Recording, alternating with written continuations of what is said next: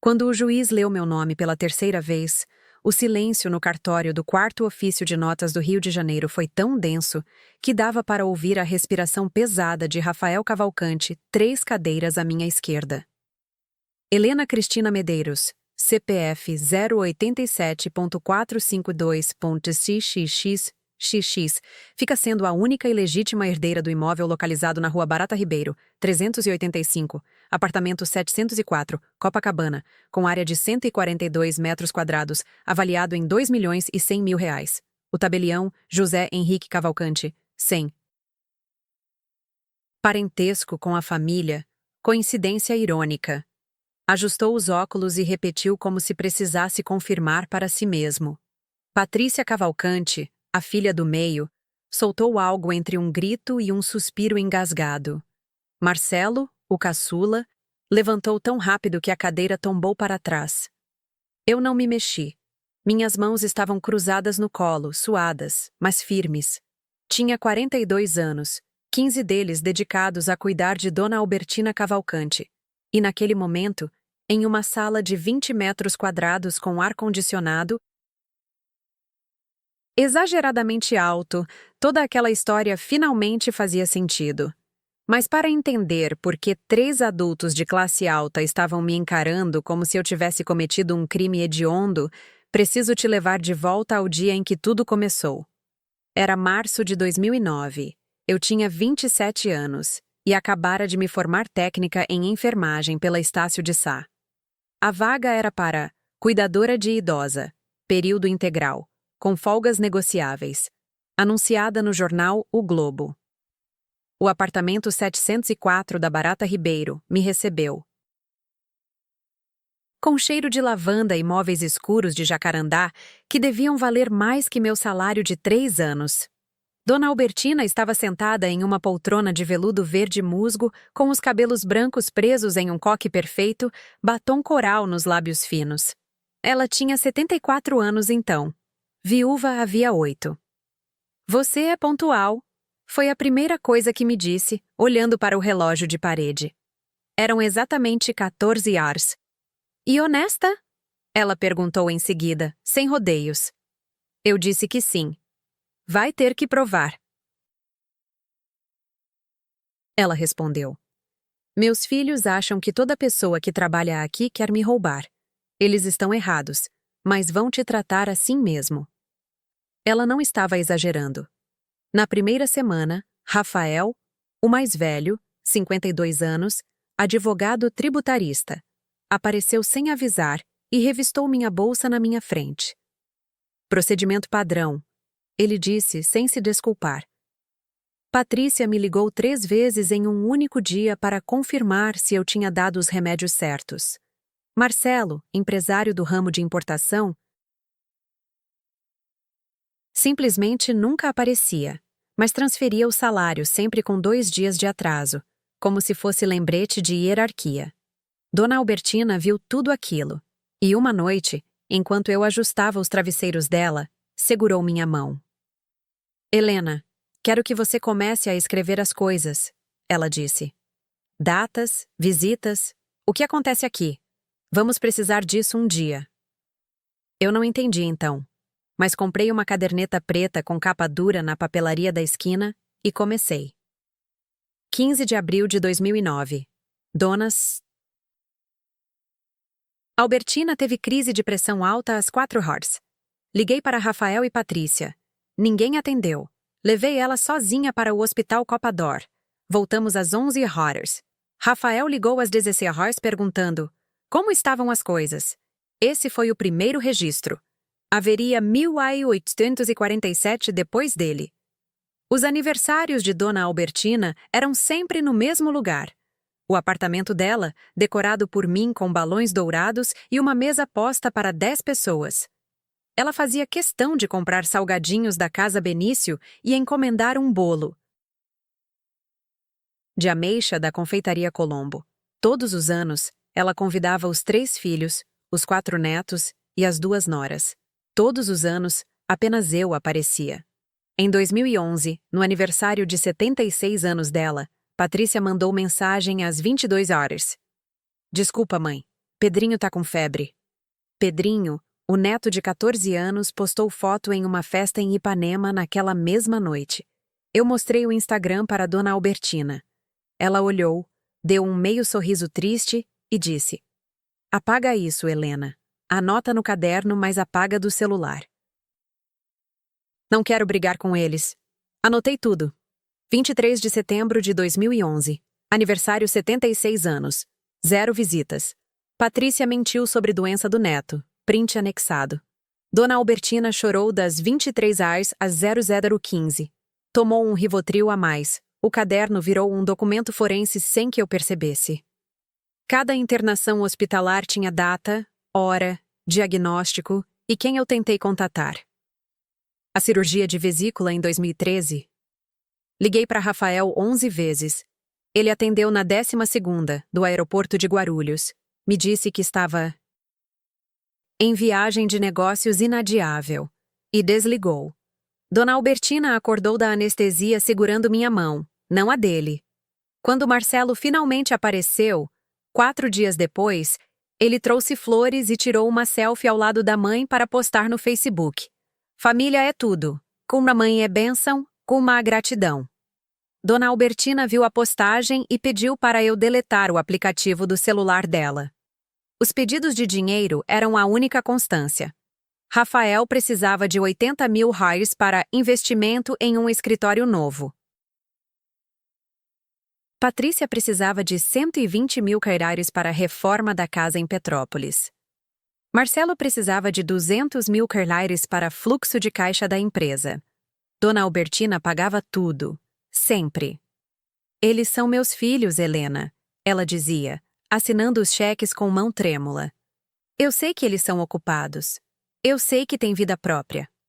Mas à noite, quando achava que eu já tinha ido embora, eu ouvia ela chorando no quarto. Eram soluços abafados no travesseiro, o tipo de choro que dói de ouvir porque é puro abandono, hein? 2017, ela teve um AVC leve. Fiquei 72 horas direto no Hospital Samaritano, dormindo em uma cadeira de plástico ao lado do leito. Rafael apareceu no segundo dia, ficou 20 minutos, atendeu 3 ligações de trabalho e foi embora. Patrícia mandou flores, crisântemos brancos que são para velório. Marcelo nem ligou. Quando Dona Albertina recebeu alta, o neurologista Dr. Fernando Bastos me chamou no corredor. "Você é filha dela?" Ele perguntou. "Não", eu respondi. "Sou a cuidadora." Ele me olhou por 3 segundos inteiros e disse: "Então você é mais filha que muito filho por aí." Essa frase ecoou na minha cabeça durante 7 anos. Porque Dona Albertina começou a me tratar exatamente assim. Me incluiu em todas as decisões médicas. Me deu procuração para acessar contas bancárias. Me levou para conhecer a cidade de Petrópolis, onde ela nasceu. No Natal de 2019, ela me deu um colar de pérolas que tinha sido da mãe dela. "Isso deveria ir para Patrícia", eu disse. Patrícia teve 48 natais para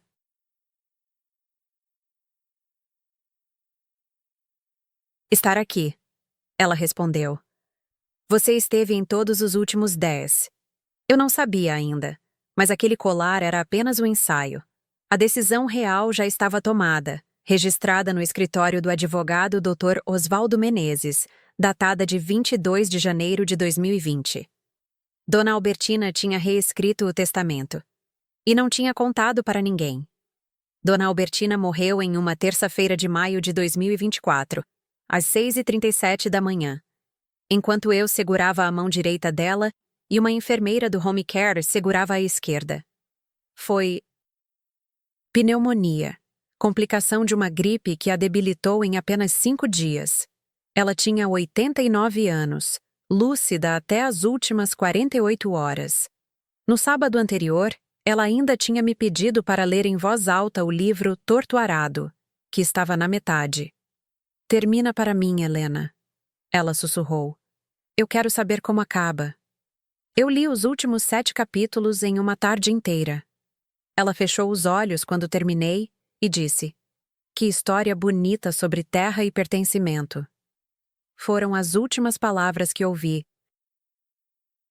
Dela. Liguei para Rafael às 6h40.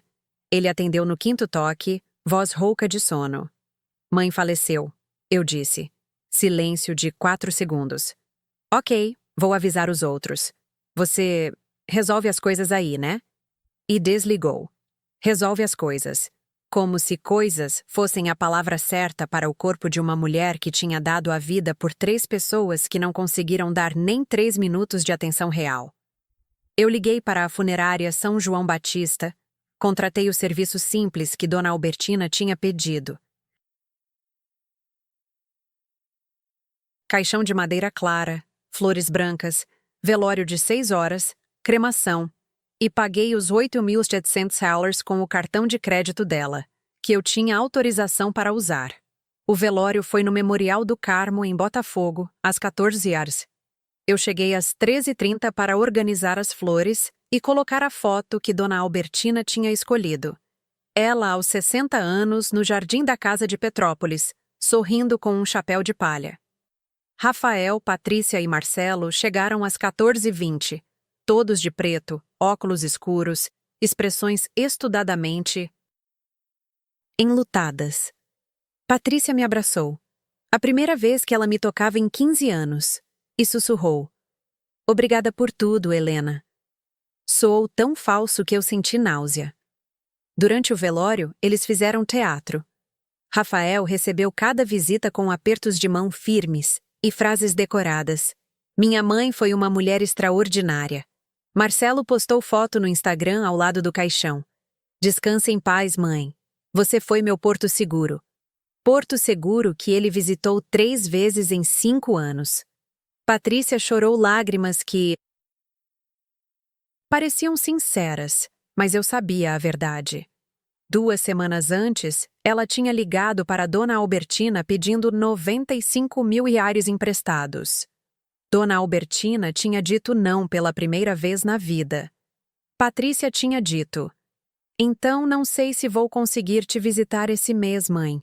Tô muito apertada financeiramente para gastar com estacionamento. Eu fiquei sentada na última fileira de cadeiras, sozinha, segurando o colar de pérolas no pescoço. Dona Sueli Peixoto, vizinha do 603, veio até mim. Ela tinha 81 anos e conhecia a Albertina desde 1975. Você foi a filha que ela merecia, Dona Sueli disse, segurando minhas mãos. Isso aqui é circo, todo mundo sabe. E todo mundo sabia mesmo. Os vizinhos, o porteiro seu Antônio, a gerente do Banco Itaú da agência da Praça Cerzedelo Correia.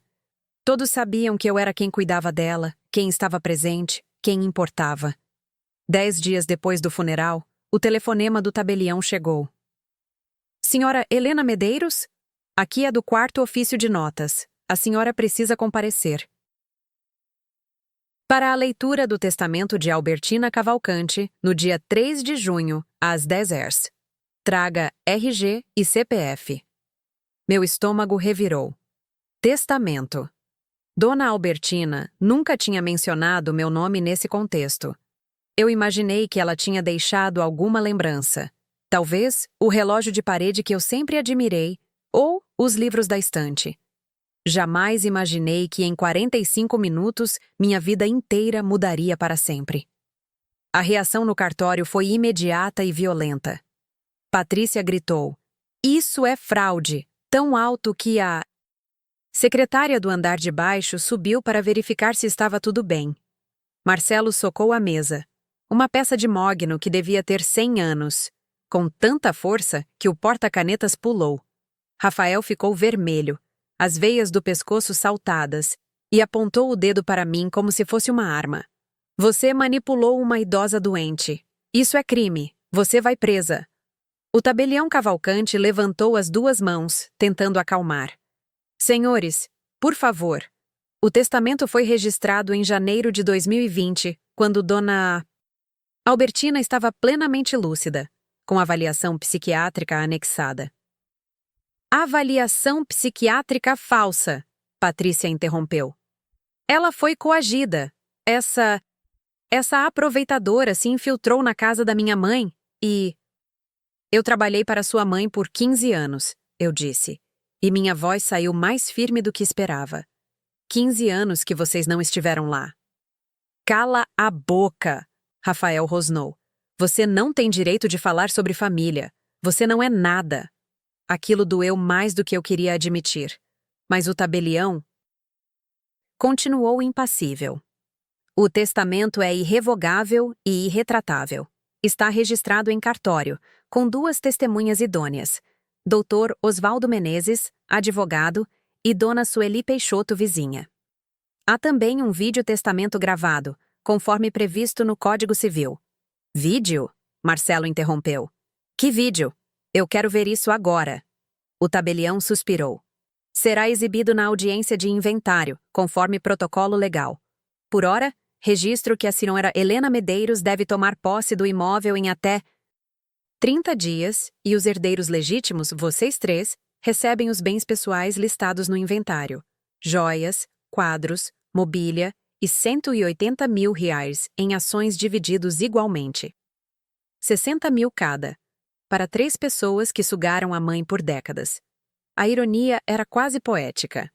A guerra começou naquela mesma tarde.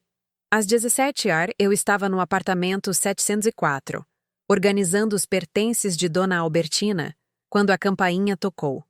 Era Rafael, Patrícia, Marcelo e 2 homens que não conheci, um deles com cara de segurança particular, o outro segurando uma pasta.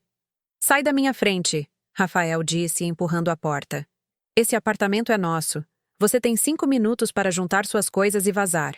Eu tenho direito legal, eu comecei. Você não tem direito a nada, Patrícia gritou, entrando como um furacão. Ela começou a abrir gavetas, jogando coisas no chão. Fotos emolduradas, cartas, documentos. Marcelo foi direto ao escritório. Eu peguei o celular e liguei para a polícia. Estão invadindo meu apartamento. Rua Barata Ribeiro, 385, apto 704. Rafael ouviu e riu. Seu apartamento? Você tá delirando. Ele arrancou o celular da minha mão e jogou contra a parede. A tela explodiu em 1000 pedaços. Foi quando Patrícia me empurrou, as 2 mãos no meu ombro com força. Eu cambaleei, bati as costas na estante. Você destruiu minha família, ela sibilou, o rosto a centímetros do meu. Você é uma sanguessuga, uma... A campainha tocou. 2 PMs da Deco 5 DP, Copacabana, entraram, mãos nos coldres. O que está acontecendo aqui? Rafael imediatamente mudou o tom, a postura. Oficial, essa mulher está ocupando ilegalmente o apartamento da nossa mãe falecida. Ela forjou documentos, manipulou uma idosa. Eu tenho o testamento registrado em cartório, eu disse, a voz tremendo, mas clara. E tenho o documento de posse. Eles invadiram meu apartamento. A PM pediu documentos. Eu mostrei a certidão do testamento, o RG, o comprovante de endereço que o tabelião tinha emitido. Rafael mostrou a carteira de motorista e repetiu: sou advogado 3 vezes. A PM olhou para ele e disse: então o senhor sabe que invasão de domicílio é crime, né? Rafael ficou pálido. E foi quando percebi.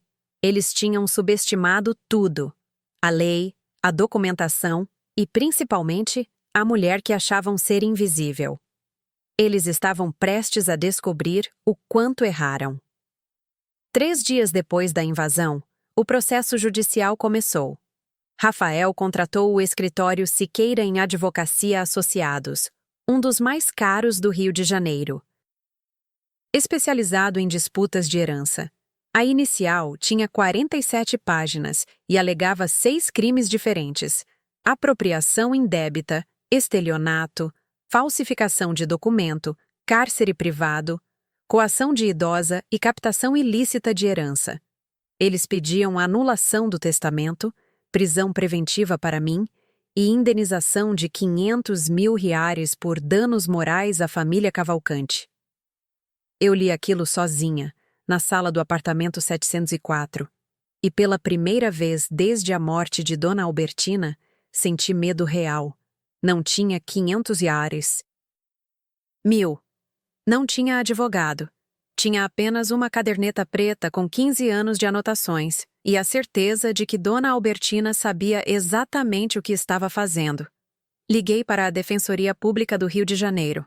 A defensora que me atendeu, doutora Camila Noronha, tinha 35 anos, cabelos crespos presos em um coque, e uma postura que misturava cansaço crônico com indignação constante. Mais um caso de família rica tentando roubar de trabalhadora pobre, ela disse depois de ler a inicial.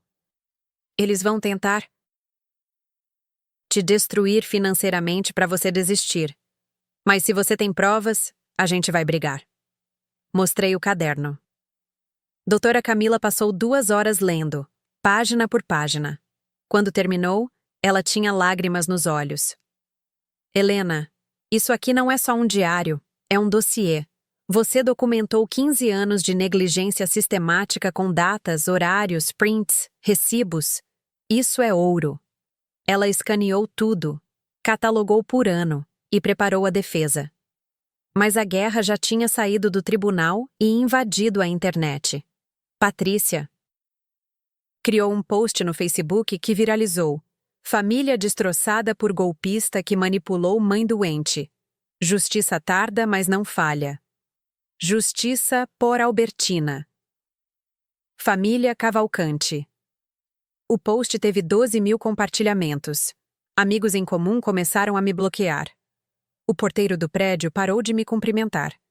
Recebi 87 mensagens privadas me chamando de aproveitadora, oportunista, nojenta. Uma delas dizia: "Tomara que você queime no inferno, vagabunda." Eu não respondi nenhuma, mas Dona Sueli respondeu. Ela criou um post próprio com foto dela e Dona Albertina juntas, tirada em 2018. Conheci a Albertina Cavalcante por 49 anos. Vi os filhos dela visitarem a mãe exatamente 8 vezes nos últimos 10 anos. Vi Helena Medeiros dedicar a vida inteira a cuidar de uma mulher que não era sua mãe. Albertina me disse pessoalmente que Helena era a única filha de verdade que ela teve. E quem inventar mentiras sobre a Helena vai ter que responder para mim. O post de Dona Sueli teve 3.000 compartilhamentos. Os vizinhos começaram a sair das tocas. Seu Antônio, o porteiro, escreveu: "Trabalhei 22 anos nesse prédio. Nunca vi os filhos da 704. Via a Helena todo dia, carregando compras, medicamentos, levando Dona Albertina para passear. Família é quem cuida, não quem aparece no funeral." A maré começou a virar, mas Rafael, Patrícia e Marcelo dobraram a aposta. Contrataram um detetive particular, Rogério Furtado, para investigar meu passado. O relatório, que vazou para mim através de uma fonte anônima, era patético. Helena Medeiros não possui antecedentes criminais. Não há indícios de vícios. Possui histórico profissional limpo. Possui conta bancária modesta. Conclusão: perfil não condiz com criminosa. Ou seja, eu era inocente demais para ser culpada. Mas eles tinham um último trunfo. A audiência de inventário estava marcada para 15 de agosto de 2024, às 14 horas, na segunda vara de órfãos e sucessões. E o vídeo-testamento de Dona Albertina seria exibido. Ninguém além do advogado Dr. Osvaldo Menezes e do tabelião sabiam o conteúdo. Nem eu. Na noite anterior à audiência, doutora Camila me ligou. "Helena, esteja preparada para qualquer coisa. Testamentos em vídeo costumam ser emotivos." Eu dormi 3 horas naquela noite. E quando entrei no fórum na manhã seguinte, senti que Dona Albertina estava ali comigo, segurando minha mão invisível. Durante o velório, eles fizeram teatro. Rafael recebeu cada visita com apertos de mão firmes e frases decoradas. Minha mãe foi uma mulher extraordinária. Marcelo postou foto no Instagram ao lado do caixão. "Descanse em paz, mãe. Você foi meu porto seguro." Porto seguro que ele visitou 3 vezes em 5 anos. Patrícia chorou lágrimas que pareciam sinceras, mas eu sabia a verdade. 2 semanas antes, Ela tinha ligado para Dona Albertina pedindo 95.000 reais emprestados. Dona Albertina tinha dito não pela primeira vez na vida. Patrícia tinha dito: "Então não sei se vou conseguir te visitar esse mês, mãe. Tô muito apertada financeiramente para gastar com estacionamento." Eu fiquei sentada na última fileira de cadeiras, sozinha, segurando o colar de pérolas no pescoço. Dona Sueli Peixoto, vizinha do 603, veio até mim. Ela tinha 81 anos e conhecia Albertina desde 1975. "Você foi a filha que ela merecia", Dona Sueli disse, segurando minhas mãos. "Isso aqui é circo, todo mundo sabe." E todo mundo sabia mesmo. Os vizinhos, o porteiro seu Antônio, a gerente do Banco Itaú da agência da Praça Cerzedelo Correia. Todos sabiam que eu era quem cuidava dela, quem estava presente, quem importava. 10 dias depois do funeral, o telefonema do tabelião chegou. "Senhora Helena Medeiros, aqui é do quarto ofício de notas. A senhora precisa comparecer para a leitura do testamento de Albertina Cavalcante no dia 3 de junho, às 10 horas. Traga RG e CPF." Meu estômago revirou. Testamento. Dona Albertina nunca tinha mencionado meu nome nesse contexto. Eu imaginei que ela tinha deixado alguma lembrança. Talvez o relógio de parede que eu sempre admirei, ou os livros da estante. Jamais imaginei que em 45 minutos, minha vida inteira mudaria para sempre. A reação no cartório foi imediata e violenta. Patrícia gritou: "Isso é fraude!" Tão alto que a secretária do andar de baixo subiu para verificar se estava tudo bem. Marcelo socou a mesa. Uma peça de mogno que devia ter 100 anos, com tanta força que o porta-canetas pulou. Rafael ficou vermelho, as veias do pescoço saltadas, e apontou o dedo para mim como se fosse uma arma. "Você manipulou uma idosa doente. Isso é crime. Você vai presa." O tabelião Cavalcante levantou as duas mãos, tentando acalmar. "Senhores, por favor. O testamento foi registrado em janeiro de 2020, quando Dona Albertina estava plenamente lúcida, com avaliação psiquiátrica anexada." "Avaliação psiquiátrica falsa." Patrícia interrompeu. "Ela foi coagida. Essa aproveitadora se infiltrou na casa da minha mãe e... Eu trabalhei para sua mãe por 15 anos, eu disse, e minha voz saiu mais firme do que esperava. 15 anos que vocês não estiveram lá." "Cala a boca", Rafael rosnou. "Você não tem direito de falar sobre família. Você não é nada." Aquilo doeu mais do que eu queria admitir. Mas o tabelião continuou, impassível. "O testamento é irrevogável e irretratável. Está registrado em cartório com 2 testemunhas idôneas, Dr. Osvaldo Menezes, advogado, e Dona Sueli Peixoto, vizinha. Há também um videotestamento gravado, conforme previsto no Código Civil." "Vídeo?" Marcelo interrompeu. "Que vídeo? Eu quero ver isso agora." O tabelião suspirou. "Será exibido na audiência de inventário, conforme protocolo legal. Por ora, registro que a senhora Helena Medeiros deve tomar posse do imóvel em até 30 dias, e os herdeiros legítimos, vocês 3, recebem os bens pessoais listados no inventário: joias, quadros, mobília e 180.000 bilhares em ações divididos igualmente. 60.000 bilhares cada, para 3 pessoas que sugaram a mãe por décadas." A ironia era quase poética. A guerra começou naquela mesma tarde. Às 17 horas, eu estava no apartamento S4, organizando os pertences de Dona Albertina, quando a campainha tocou. Era Rafael, Patrícia, Marcelo e 2 homens que não conheci. Um deles com cara de segurança particular, o outro segurando uma pasta. "Sai da minha frente", Rafael disse, empurrando a porta. "Esse apartamento é nosso. Você tem 5 minutos para juntar suas coisas e vazar." "Eu tenho direito legal." Eu comecei. "Você não tem direito a nada", Patrícia gritou, entrando como um furacão. Ela começou a abrir gavetas, jogando coisas no chão, fotos emolduradas, cartas, documentos.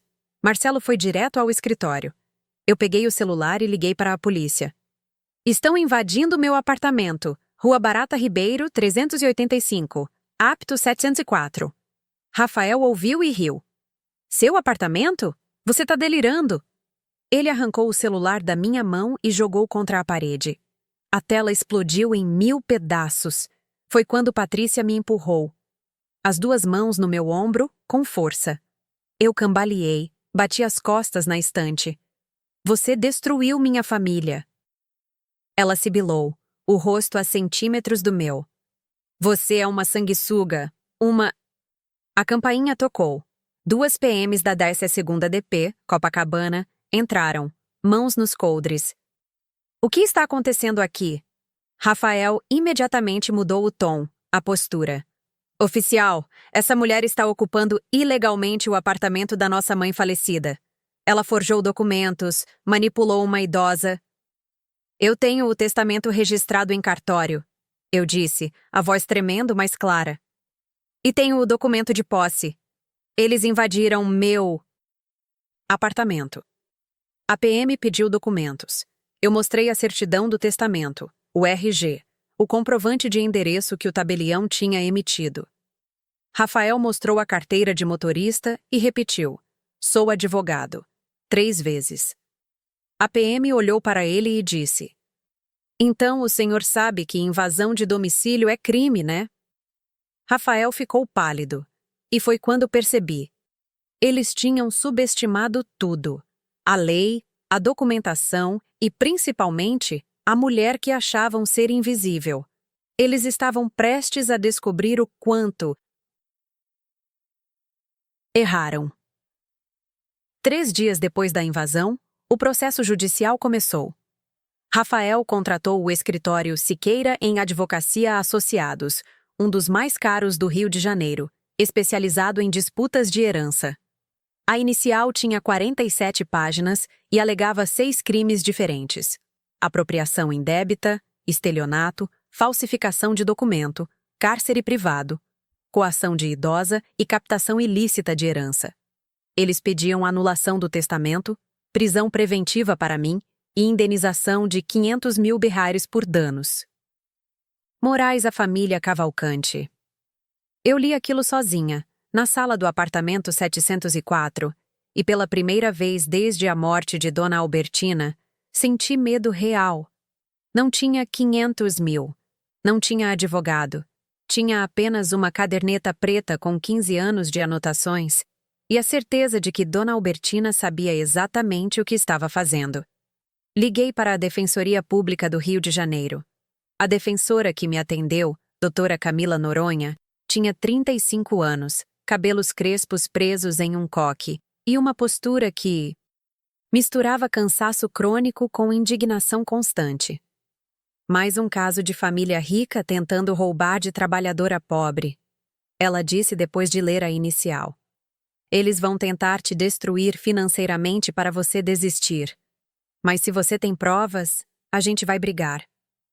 Mostrei o caderno. Doutora Camila passou 2 horas lendo, página por página. Quando terminou, ela tinha lágrimas nos olhos. Helena, isso aqui não é só um diário. É um dossiê.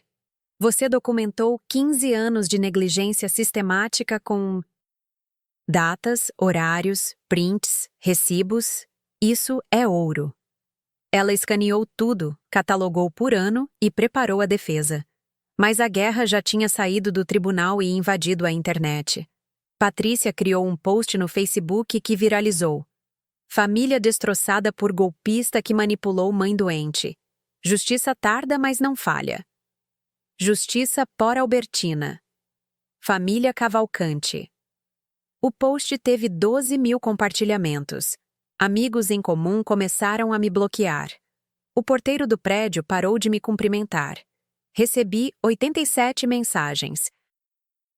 Privadas me chamando de aproveitadora, oportunista, nojenta.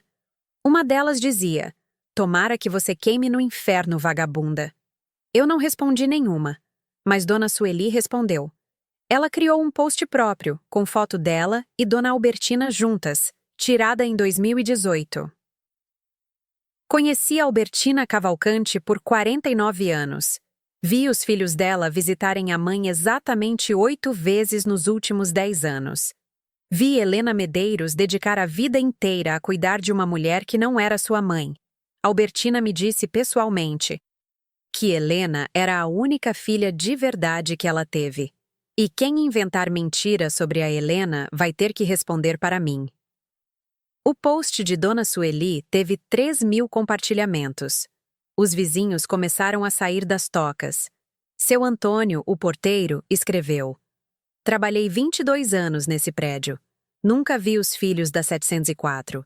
Via a Helena todo dia, carregando compras, medicamentos, levando Dona Albertina para passear. Família é quem cuida, não quem aparece no funeral. A maré começou a virar. Mas Rafael? Patrícia e Marcelo dobraram a aposta. Contrataram um detetive particular, Rogério Furtado, para investigar meu passado. O relatório, que vazou para mim através de uma fonte anônima, era patético. Helena Medeiros não possui antecedentes criminais. Não há indícios de vícios. Possui histórico profissional limpo. Possui conta bancária modesta. Conclusão: perfil não condiz com criminosa. Ou seja, eu era inocente demais para ser culpada. Mas eles tinham um último trunfo: a audiência de Duzi Nasdaq. Inventário estava marcada para 15 de agosto de 2024, às 14 horas, na segunda vara de órfãos e sucessões. E o vídeo-testamento de Dona Albertina seria exibido.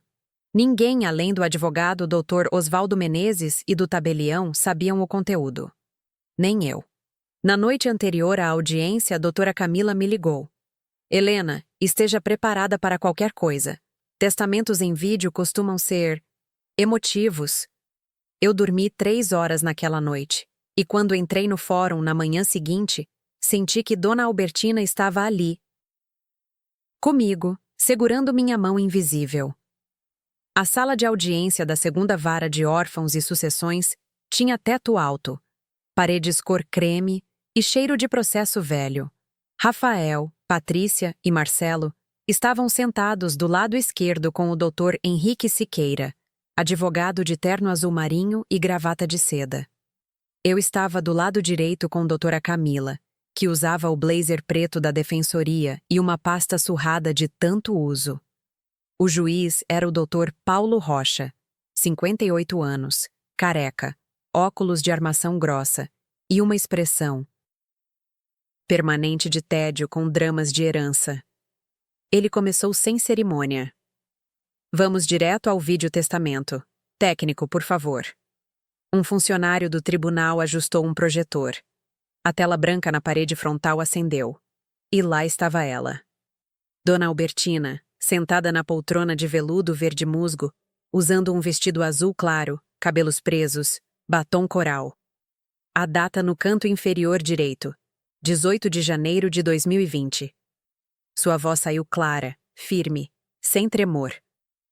Meu nome é Albertina Soares Cavalcante, CPF 012 XXX XXXX 34, nascida em 3 de março de 1935, lúcida e em pleno gozo de minhas faculdades mentais, conforme atestado pelo Dr. Roberto Farias, psiquiatra, CRM 52.xxx7. Estou gravando este vídeo para que não haja dúvidas sobre minha vontade final. Rafael se remexeu na cadeira.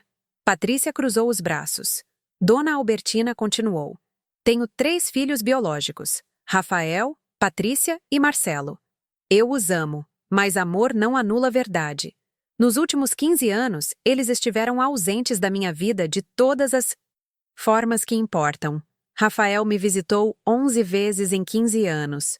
Patrícia, 9 vezes. Marcelo, 6 vezes. Eu anotei cada visita. Anotei cada aniversário perdido, cada Natal sem telefonema, cada internação onde acordei segurando a mão de enfermeiras, não de filhos.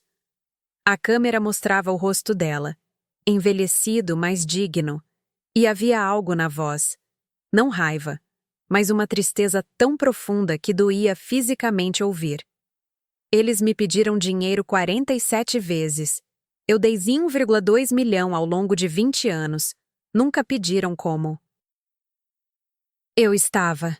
Pediam quanto eu podia dar. Quando parei de dar, pararam de ligar. Patrícia começou a chorar. Lágrimas reais agora. Não de luto, mas de vergonha. Dona Albertina olhou diretamente para a câmera. Helena Cristina Medeiros entrou na minha vida em março de 2009 como cuidadora. Ela se tornou minha filha verdadeira. Me levou em todas as consultas médicas. Leu para mim quando minha vista falhou. Segurou minha mão em madrugadas de dor. Me ouviu, me respeitou, me amou sem esperar nada em troca. Por isso, deixo para Helena o apartamento da Rua Barata Ribeiro, 385, apto 704. Não é pagamento por serviços, é herança de mãe para filha, porque ela foi a filha que eu merecia, não a que o sangue me deu. A gravação continuou por mais 3 minutos. Dona Albertina explicou que os filhos receberiam as joias, os quadros, os móveis, símbolos de uma família que não souberam valorizar, e um valor em dinheiro suficiente para que não aleguem desamparo.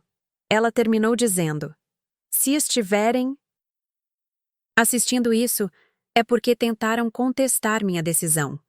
Não vão conseguir. Eu sabia exatamente o que estava fazendo. E dormi em paz com essa escolha. A tela escureceu. O silêncio na sala era sepulcral. Dr. Siqueira se levantou. Excelência, a testadora estava claramente sob influência. Cala a boca, Henrique. O juiz interrompeu, tirando os óculos. Acabei de assistir um vídeo de 3 minutos de uma mulher lúcida, articulada, com laudo psiquiátrico anexado, explicando sua decisão de forma racional e emocional. Não há o que contestar. Ele olhou para Rafael, Patrícia e Marcelo. Vocês têm algo a dizer em sua defesa? Rafael tentou. Excelência, nós visitaram a mãe de vocês 26 vezes em 15 anos? O juiz interrompeu. Isso dá 1,7 vezes por ano, menos que um dentista. Patrícia soluçou. Marcelo olhava para o chão. O juiz continuou.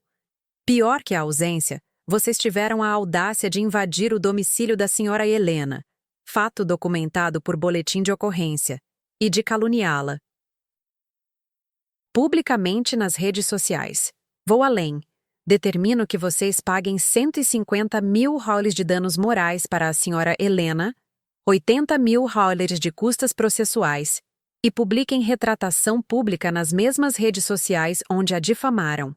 Tem 48 horas. Doutora Camila me apertou a mão debaixo da mesa. Eu estava tremendo. Processo arquivado. Testamento validado. Senhora Helena, o apartamento é legalmente seu. Podem se retirar. Rafael saiu sem olhar para trás. Patrícia passou por mim e sussurrou. Espero que valha a pena. Eu respondi pela primeira vez desde que tudo começou, com a voz firme e sem medo. Valeu cada segundo. Porque Dona Albertina tinha provado algo que eles nunca entenderiam. Herança não é só patrimônio. É reconhecimento de amor verdadeiro. Hoje, 19 de outubro de 2025, acordo todas as manhãs no apartamento 704 da Rua Barata Ribeiro, e a primeira coisa que faço é abrir a janela da sala. O sol entra diretamente, iluminando a poltrona de veludo verde musgo, onde Dona Albertina passava as tardes, lendo. Mantive todos os móveis dela. Não porque sou presa ao passado, mas porque cada peça conta uma história que merece ser lembrada. O relógio de parede que marca 7h05. A estante de jacarandá com os 340 livros que ela colecionou em 89 anos de vida. O porta-retratos com a foto dela aos 60 anos, no Jardim de Petrópolis. Reformei o apartamento com parte do dinheiro que recebi de indenização. 150 mil reais que Rafael, Patrícia e Marcelo foram obrigados a pagar. Pintei as paredes de branco gelo, troquei o piso da cozinha, instalei cortinas novas, transformei o segundo quarto, que era depósito, em um pequeno consultório. Porque eu decidi voltar a estudar. Aos 42 anos, me matriculei em psicologia na UFRJ. Quero trabalhar com idosos, com abandono familiar, com pessoas que precisam entender que família não é obrigação biológica, mas escolha diária de presença. A retratação pública dos três saiu no Facebook no dia 17 de agosto de 2024, exatamente 47 horas depois da sentença. Era um texto jurídico, frio, claramente escrito pelo Dr. Siqueira. Reconhecemos publicamente que as alegações contra Helena Cristina Medeiros eram infundadas. Ela agiu de forma ética e legal. Pedimos desculpas pelos transtornos causados. Sem emoção, sem humanidade. Mas 4.782 pessoas comentaram. A maioria dizia coisas como: vergonha define, justiça foi feita, família é quem cuida, não quem explora. Dona Sueli compartilhou o post com a legenda: Albertina está sorrindo lá de cima. Rafael me bloqueou em todas as redes sociais. Patrícia fez o mesmo. Marcelo tentou me ligar 2 vezes, 3 meses depois da sentença. Eu não atendi. Na segunda ligação, ele deixou mensagem no WhatsApp. Helena, sei que errei. Só queria dizer que entendo agora por que minha mãe te escolheu. Desculpa por tudo. Eu li, mas não respondi. Não por crueldade, mas porque algumas pontes, quando queimadas, não merecem ser reconstruídas. Perdão não significa reconciliação. Significa apenas que eu escolho não carregar o peso do ódio deles. A caderneta preta está guardada em um cofre no Banco Itaú da Praça Cerzedelo Correia, junto com o testamento original e o vídeo em pendrive. Não porque tenho medo de novo ataque judicial, a sentença é irrevogável, mas porque é prova viva de que 15 anos de pequenos gestos diários valem mais que décadas de sangue compartilhado. Releio às vezes. 15 de abril de 2009. Dona Albertina teve crise de pressão alta às 4. Parece outra vida. Parece outra Helena. Mas era eu. A mesma que agora estuda psicologia, que paga as contas em dia, que transformou dor em propósito. Dona Sueli do 603 vem tomar café comigo todo sábado às 10 horas. Trazemos pão de queijo da padaria Bom Sabor e conversamos sobre Albertina. Não com tristeza, mas com gratidão. Ela sabia que ia morrer logo. Dona Sueli me disse uma vez. Por isso fez o testamento em 2020. Ela queria garantir que você não ficasse desamparada. Eu chorei naquele dia. Chorei porque entendi que o apartamento não era só herança material. Era a forma dela dizer: você me cuidou quando eu estava viva.